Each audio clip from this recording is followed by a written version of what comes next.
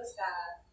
व्यायाम दाखवणार नाहीये, पण थोडंसं महत्त्वाची काम आहे. समजा तुम्ही असं ठरवलंय, की मला आजपासून योगा करायचा तर मग तुम्हाला असे खूप लोकं भेटतात, की सांगतात, की व्यायाम केल्याने शरीर दुखतं, व्यायाम केला तर मग रोज करावाच लागतो, व्यायाम करून फायदा कमी होतो, नुकसान जास्त होतं, माझं अंग खूप दुखायला लागलं, असे खूप लोकं भेटतात. तर मग ते गैरसमज पण बरेच आहेत आणि काय फायदा होतो? एकच 2च मिनिटं बोलते फक्त. काय होतं आपण कधीच व्यायाम केलेला नसतो आणि मग अचानक करायला गेलं की पहिल्या दिवशी एकदम शूरवीर बनून आपण खूप व्यायाम करतो. कुठलातरी एक व्हिडिओ बघतो आणि मग ते अंग दुखतं. त्यामुळे व्यायामाची सुरुवात करताना आणि जर तुमचं वय म्हणजे 40शी झालेली आहे तुमची आणि तुम्ही आत्ताचा व्यायाम करायला लागता म्हणजे नवीनच, तर तुम्ही खूप काळजीपूर्वक केलं पाहिजे. पहिल्याच दिवशी करताना थोडा फक्त ताणाचा प्रकार करायचा. योगामध्ये 3 प्रकारे व्यायाम केला जातो. दाब, ताण आणि पीळ.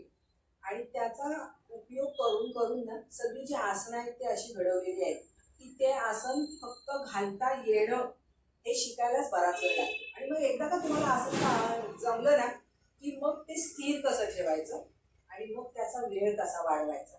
अशा आसनामध्ये पण 3 प्रकारे आसन केलं जातं. फक्त आसन घालता येणं हे शिकायलाच बराच वेळ लागतो आणि मग त्याच्यानंतर तुम्ही त्याचा अभ्यास सराव रोज करून करून ते स्थिर करता तुम्ही. कारण आसन घेतल्यानंतर हालायला होतं आणि मग ते स्थिर करायला तुम्हाला जमलं की मग नंतर स्थिरमध्ये राहून वेळ वाढवायचा. हे असं जेव्हा तुम्ही पूर्ण कराल ना तेव्हा तुमच्या शरीराला फायदा खऱ्या अर्थाने व्हायला लागतो. सो सुरुवात करताना एकदमच पहिल्या दिवशी खूप व्यायाम करायचा असं करू नका. सुरुवात करा.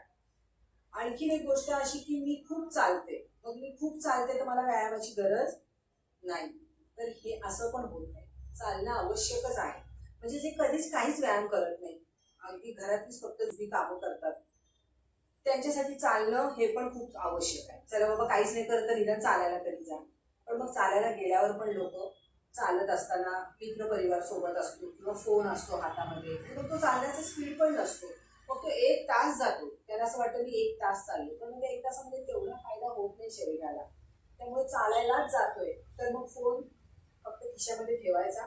सोबत असणाऱ्या माणसाबरोबर गप्पा मारली कामं करतात, त्यांच्यासाठी चालणं हे पण खूप आवश्यक आहे. चला बाबा काहीच नाही करत तर निदान चालायला तरी जा. पण मग चालायला गेल्यावर पण लोक चालत असताना मित्रपरिवार सोबत असतो किंवा फोन असतो हातामध्ये, मग तो चालण्याचा स्पीड पण नसतो. मग तो 1 तास जातो, त्याला असं वाटतं मी 1 तास चाललो, पण मग 1 तासामध्ये तेवढा फायदा होत नाही शरीराला.